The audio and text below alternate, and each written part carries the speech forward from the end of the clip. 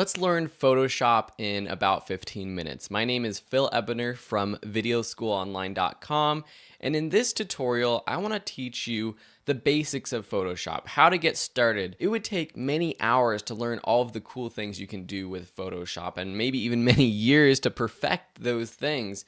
But you can get started right now. So in this tutorial, we're going to cover things like getting started, starting a new project, adding layers, adjusting the size of your different layers like photos, adding text, shapes, doing some basic adjustments, and saving so that you can make your own basic graphics or photo edits. So the first thing we need to do is open up Photoshop. So I'm using Adobe Photoshop Creative Cloud 2017 version.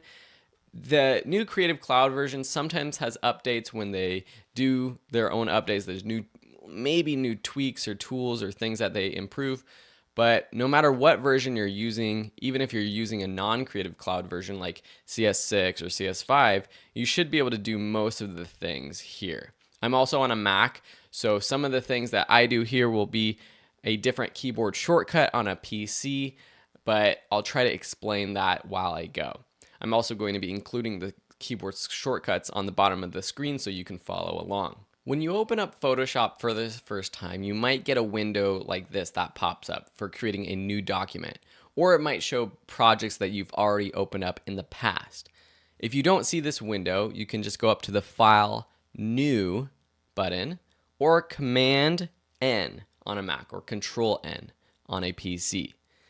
This gives you lots of different options for starting your project, starting your sort of graphic, and you can choose the basic size. There are some basic presets that they have, some templates under these different tabs, or if you've created different templates in the past or you used different sizes in the past, they'll show up here under the recent. On the right, you can customize it though. So say we want to create a perfectly square image, then we would set the width and the height to, well, whatever we want, but we'll just do 1000 pixels by 1000 pixels. Pixels is the dimensions that we use mostly in terms of digital graphics. You can change this to things like inches or centimeters or other types of measurement. Below you have resolution. 150 is a pretty solid standard for web graphics, even for printing. This is basically the quality of the resolution. So I would just leave that at 150. Color mode, we're going to leave at RGB color. 8-bit is fine. Sometimes in different scenarios, you're going to be asked to create a graphic in different settings, and this is where you set them. And then you can change the title up here. So I'm just going to call this test, and then choose create. Once you do that, you have this blank canvas pop up on your screen. And you see here that we have this tab at the top of Photoshop that says test. This is our project that we're working on. Let's just do a really quick run around for where things are in Photoshop. You have your top menu up here. This is where you can get to a lot of different settings and even some filters and adjustment layers and things like that. On the left, we have our different tool panel with all of our different tools. We're going to be going over how to use some of these in just a minute. Over on the right hand side, we have more panels, and you have different buttons and tabs, and these are things that we're going to be able to click and pop open and close them down by shutting them down. We're going to be going over how to use some of these in this tutorial, and by learning how to use some of them, you can basically understand how all of them work. You can rearrange your workspace. You can drag the edge of these things in and out, these different panels and windows. You can drag these buttons up and down to rearrange them. All stuff that you can do to customize your workspace as you learn which tools and panels you use most. So first things first, we're going to practice Photoshop by adding a photo to this graphic. Say we're creating something for Instagram or Facebook. We want to add a photo to this graphic. I'm going to go over to my Finder or my Documents. And if you want, you can download these files in this little tutorial. I've attached them. And I'm going to just place this flowers graphic. I have two photos that we're using. One is this trail photo. One is this flowers one. You'll see that the flowers is a JPEG file. This is a compressed photo file.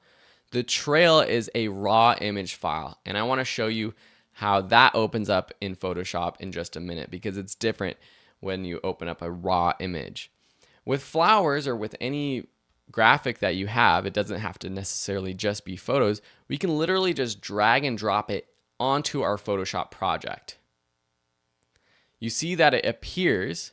Initially, you can adjust the size of this. You see that it has these adjustments on the edge, this bounding box, and we can resize it by clicking the corners, dragging in and out. You can see that as I do that, it can get squished or stretched. But if I hold shift down, it locks the aspect ratio so that it doesn't get squished or squashed. And that's smart when you are resizing photos. So I can move this around, and say I'm happy with where it is, I press return on my keyboard and that places it. If you didn't see those transformation controls, you might need to check this box up here, and that will show or turn on or turn off those transformation controls. You'll also notice that when we added this photo, there's this new flowers layer in our layer panel, okay? So this is our layer panel. You can think of these as all the different layers we're going to add to this project: text, shapes, you can add more images, that kind of stuff. That ends up in the layer panel. The flowers are above the white background, and you can turn on or off any of these layers by clicking this eyeball over here. Quickly, let's just zoom out a little bit from our project or our workspace. You can do that by typing in a percentage down here in the bottom left. Right now I'm at 100%. That's based off of my screen resolution. Depending on your screen, it might be higher or lower percentage. But say I put 80, you can see that it zooms out. We also have a tool that allows us to do that. Over on the toolbar, you can choose this magnifying glass. And if I choose that, I have this plus magnifying glass that allows me to zoom in. Or I can click the minus option up here, because once you select a tool, all those tool options will show up here in the top bar of Photoshop. So we have for this tool a plus or minus. We can also, with most tools, press the option button to change the version of the tool. So if I press the option button, that's on a Mac. For a PC, that would be the alt button. You can see that the tool changes from what I had just selected, minus, to plus. So if I go too far, for example, instead of going up here to press plus, I can press the option key and then click. That's just a quick sort of efficiency tip for editing your photos and using Photoshop. Once I do that, I'm still in the plus or minus zoom tool. I want to go back to this move tool, which is the basic tool that you're going to be using to kind of move things around. And I want to make this the full size of this composition. So I'm just going to stretch it out, holding shift and moving it around. You'll notice that on my Photoshop, you see these purple lines pop up like that. And those are just guides that kind of help me understand if this photo is centered or not. If you have this plus or this cross of the pink lines, it means that it's directly centered. If you don't see those pink lines popping up to help guide you, go to your view menu. Beneath extras, you see this show option, and make sure that smart guides is checked on. And you can do that just by checking that on, and also making sure that extras is checked on as well. So that's how you move things. That's how you reposition things. And once you're done, whenever you're done sort of moving or rotating, because you can also rotate photos by hovering over the edge, and you see the mouse turns into this sort of two-sided arrow with a curve, you can rotate things. This is also a good time to understand how Photoshop works in terms of undoing things.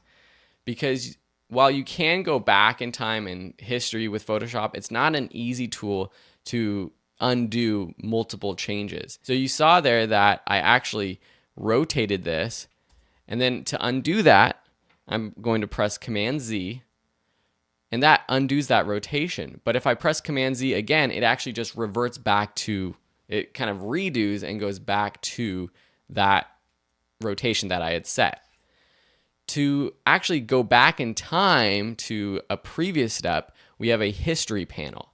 And it's this little one up here, or if you go up to Window, history, and you'll see all of the different steps we've done. I've only done a few. We created a new project, we placed the smart object, which was the photo, we moved it, and then we transformed it. If I go back to new, it goes all the way back to the beginning. And I can go back to this free transform after I've done all my moves and everything. But you'll kind of understand as you go along how undoing different things is sometimes impossible in Photoshop as you go along. So we learned about the zoom tool. So let's quickly go over just some of the other tools. I'm going to let you play around with these. That's the best way to learn. But some of the coolest ones are the selection tool or the quick selection tool. And you can see if I click and hold, some of these tools have different options underneath. So you click and hold, and then you see all of the options pop out open. So I'm going to select the quick selection tool, and this is a great way to select just a part of an image. You see here that if I click, it's not going to let me because it says that I need a layer selected. And that's because over in my layer panel, I don't have any layer selected. I first need to make sure that I'm selecting the flowers layer, and that's highlighted before I start making a selection. Say I just want to select this flower up here. Let me just zoom into 100% so we can see. I can just click over and you can see that it starts to make a selection. So I'm just clicking and dragging, holding the drag button down. And so that has made a selection of this flower. With this tool, there's a cool refine option, select and mask. So if I click that, you can see what is being selected. You can make all kinds of adjustments here. You can feather the edge. You can use a smart radius for having Photoshop kind of detect the edge on its own. And if I click OK, that selection is still made.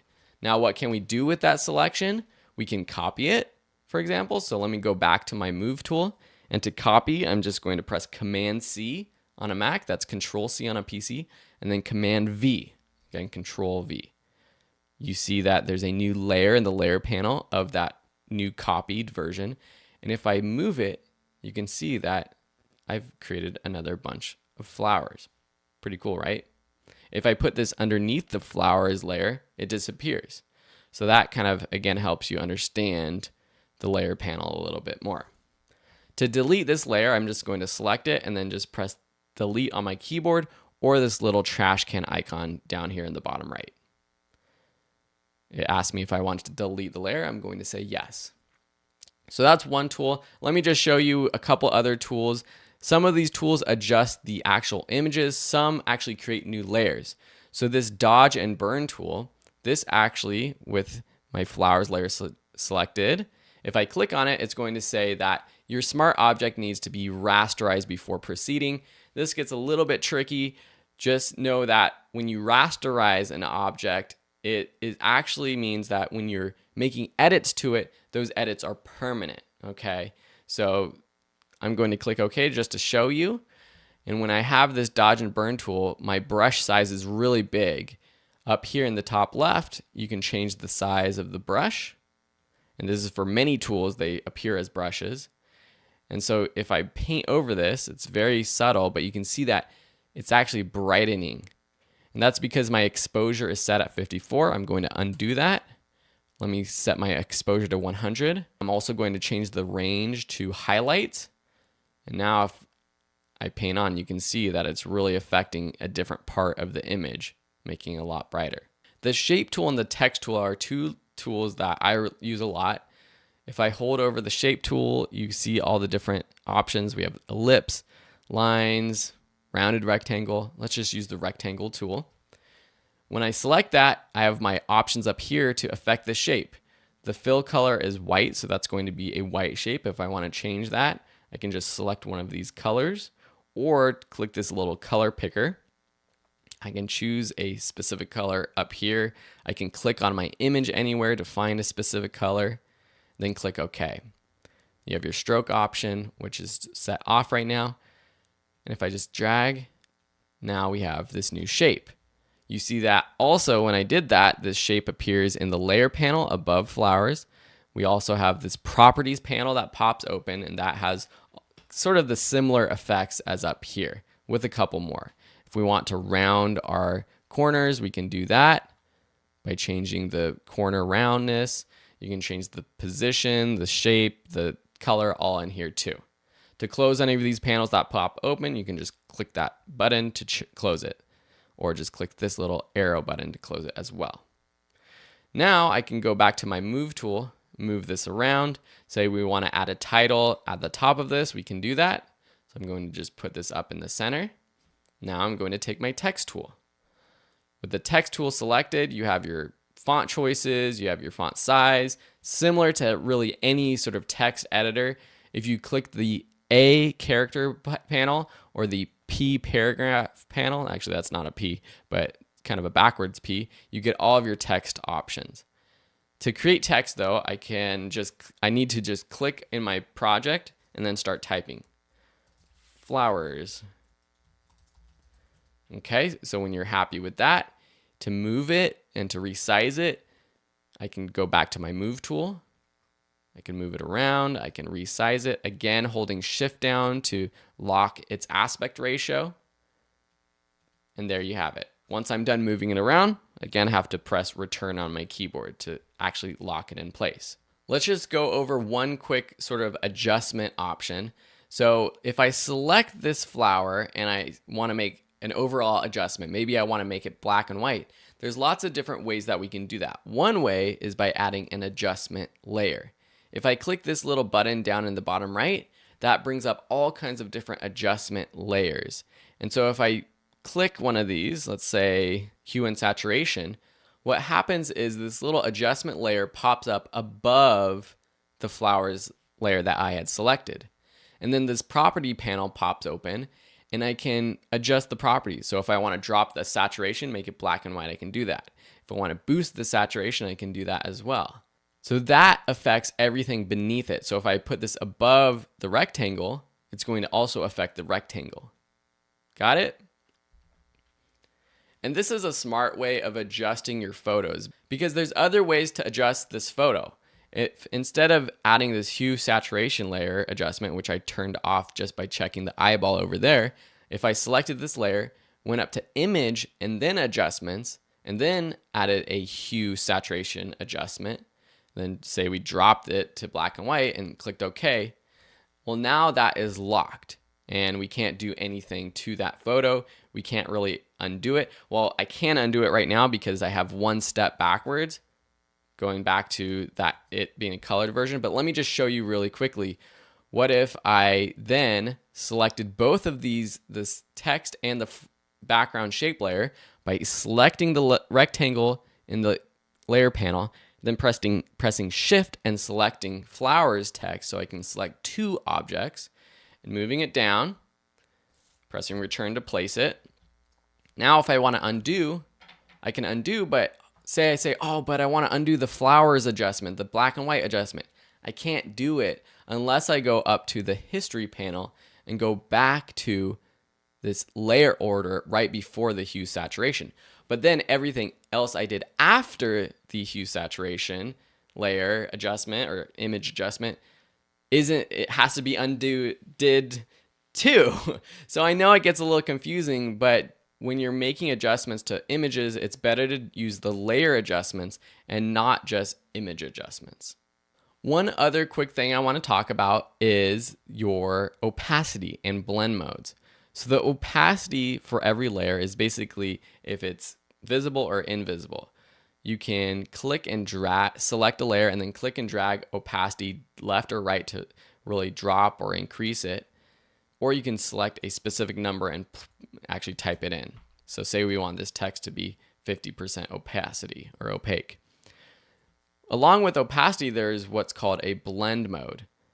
Right now, every layer is set to a normal blend mode. If we drop down this options right here, we can change it to a different type of blend mode. And each of these has a different type of effect. To scroll through these really quickly, actually what you can do is press shift and then the plus or minus keys at the top of your keyboard. They should be right to the left of the delete key. And you can see all kinds of different effects. And these are just cool to know about in case you want to come up with a cool style. You know, this stuff is just something you'll play around with, but I end up using a lot of blend modes when creating graphics myself. So we've learned how to open a project, we've learned how to place objects into that project, resize them. We've learned about the tool panel, not all of the tools, but you know how to use them. Play around with them, just click on them and start using them. If you have questions, you can always let me know. We know that up here with each of these tools, we get different property settings. We have the panels over here that also give us settings for the different tools or layers that we're using. We've learned a little bit more about the layer panel and how that works with adjustment layers. What next? A couple more things that I want you to understand before letting you go play on your own. What if I have a photo and I just want to make an edit to that photo without creating a different size? If I want the project to be the exact size of that photo, what you can do simply is actually just drop the photo into or onto the Photoshop icon. So if I do that into my application icon, what happens is it opens up at the original size. Now I can go in and you see that it's actually made as the background. So that's something to know, and it's locked. So to unlock it, you just have to click that little lock icon to the right side of the layer panel. And now we can move it around. But that's how you open up just a basic photo in Photoshop. I talked about this being a JPEG compressed photo. Here is a raw photo. If I open this up in Photoshop, again, just by dropping it onto the Photoshop application icon, what happens is Camera Raw pops open. Now, not everyone will have Camera Raw, but if you have Adobe Creative Cloud and you have Camera Raw, the application installed, all raw photos should open up like this. And this is where you have all kinds of additional options for making adjustments to this photo. I'm not going to go through all of them, but you have different tabs over here that allow you to do things like split toning, grayscale, adding vignettes, sharpening, changing the exposure with the tone curve. Over here in the basic panel, I can do all kinds of things like increasing the overall exposure, increasing the exposure of just the highlights, increasing the exposure of just the shadows, that kind of stuff, vibrance, clarity, all sorts of tools. I have a full Photoshop class if you're interested that we go step by step over this kind of stuff in detail. But I just want you to understand that if you're opening a raw photo, this is what happens. And then how do you bring it actually into Photoshop? Just click open image up here or down here. And that will actually open it up in Photoshop as a regular project. You see now that I've opened up a few projects that I have them all open in Photoshop like this. So these tabs show all the projects you're working on. Say we're done with a project and we want to save it. The easiest way to do it is, well, first you should save a Photoshop version of your project so you can go back to this Photoshop version and make changes. So just click File and then Save. That's going to open up this project. I'm just going to call it Flower Project. And you see that the extension is PSD. In this save menu, you can change it. You can quickly save a JPEG if you want. You will have different options depending on what options your computer has. But right now, I'm just going to save it as a Photoshop project.